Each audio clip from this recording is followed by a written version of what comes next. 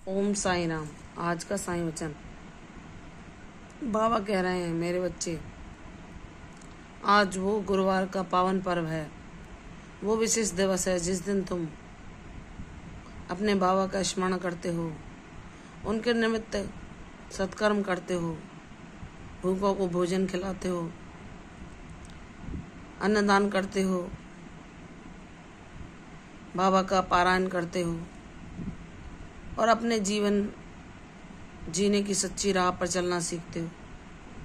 मेरे बच्चे, मैं मानता हूँ कि भक्ति का पथ कठिन है, लेकिन जिसे सद्गुरु थाम लेते हैं और जो उसकी नैया के खेवैया बन जाते हैं, वह उसे भवसागर से कुशलतापूर्वक पार लगा ही देते हैं। विश्वास रखो।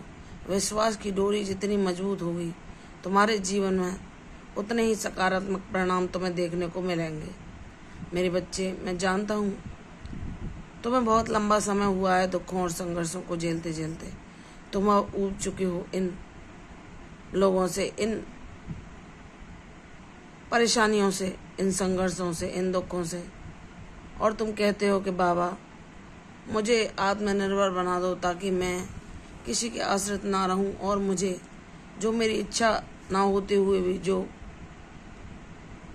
जिन कार्यों की स्वीकृति देनी पड़ती है या जिन चीज़ों का पालन करना पड़ता है जो मेरे मन के अनुसार नहीं होता, उन सब से मैं मुक्ति पाऊं।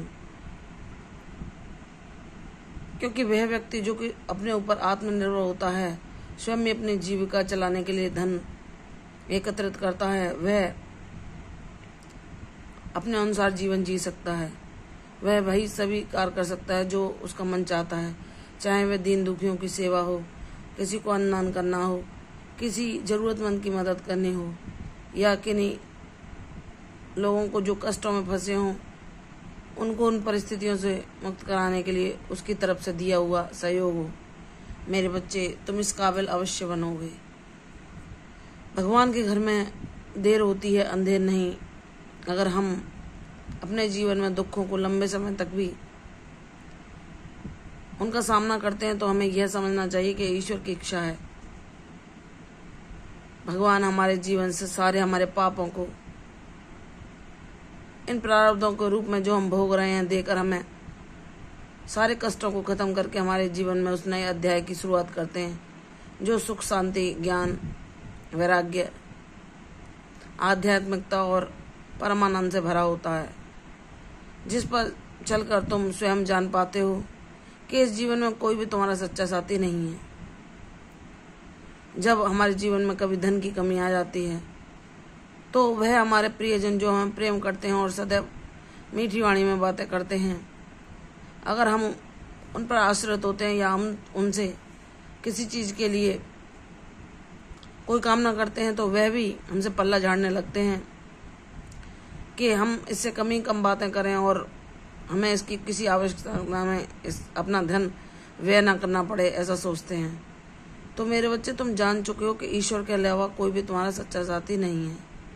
और जब जीवन में ऐसा विकट समय आता है, जब हम आर्थिक समस्याओं से जूझ रहे होते हैं, तो किस रिश्ते में कितनी सच्चाई है, इस बात का हमें ज्ञान ईश्वर करा ही देते हैं। और ऐसा समय हमारे जीवन में इसलिए आ सकता है कि हमें सत्य का ज्ञान हो और हम ज्ञानी बने और हम ये जान सकें कि ईश्वर के अलावा कोई भी साथ नहीं निभाता, कोई भी हमें नहीं समझ सकता, कोई भी ऐसा साथी नहीं है जो कि हर परिस्थिति में हमारे साथ संभाव से खड़ा रहे, हमें हमेशा सही मार्ग दिखाए। वह सिर्फ ईश्वर ही होते हैं। नहीं तो लोग तो चतुराई और कपट से भरे होते हैं। उनके चेहरे जो वो दिखाते हैं वो दूसरे होते हैं, जिस पर वे अच्छाई का मुखौटा पहने होते हैं, लेकिन उनके अंदर कितना कपट, छल, द्वेष, झूठ, लालच भरा रहता है, वह बाबा हमें दिखाई देते हैं। जब हमारे जीवन में आर्थिक अभाव आते हैं तो वो कैसे रंग बदल जाते हैं और कैसे हमारा तिरस्कार करते हैं, कैसे हमसे बात करना भी पसंद नहीं करते या हमारे महत्व को बिल्कुल नकार देते हैं। तो मेरे बच्चे, यह इसलिए होता है कि तुम ज्ञानवान बन सको। लेकिन जब मैं तुम्हें संपन्नता प्रदान करूं, तब तुम ऐसा ना बनना जैसे लोग तुम्हें मिले हैं। तुम अपने आप को हर परिस्थिति में समभाव युक्त ही रखना। तुम आज जैसे हो वैसे ही सदैव रहना। तुम्हारे पास कितनी भी धन संपत्ति क्यों ना आ जाए, लेकिन तुम अपने स्वभाव में कभी अभिमान अहंकार ना लाना मेरे बच्चे। कभी किसी को नीचा ना दिखाना, कभी किसी जरूरतमंद का उपहास ना उड़ाना, कभी किसी ऐसे व्यक्ति का जो दुखी है उसको कष्ट न पहुंचाना, चाहे वह तुम्हारी वाणी से हो, कर्मों से हो या तुम्हारे व्यंग करने से हो।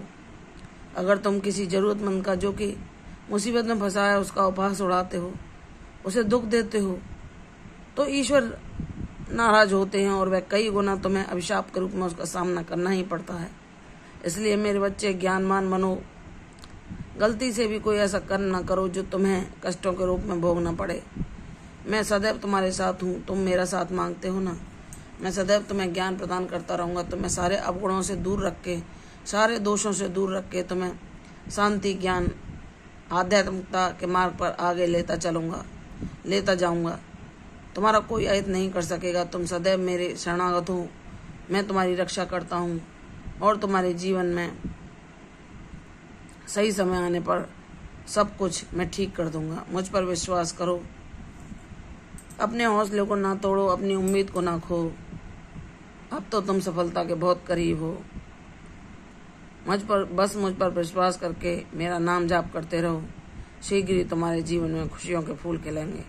प्रसन्न रहो, यशस्वी भव, दीर्घायु भव। कल फिर आऊंगी साईं वचन के साथ। तब तक के लिए ओम साईं राम।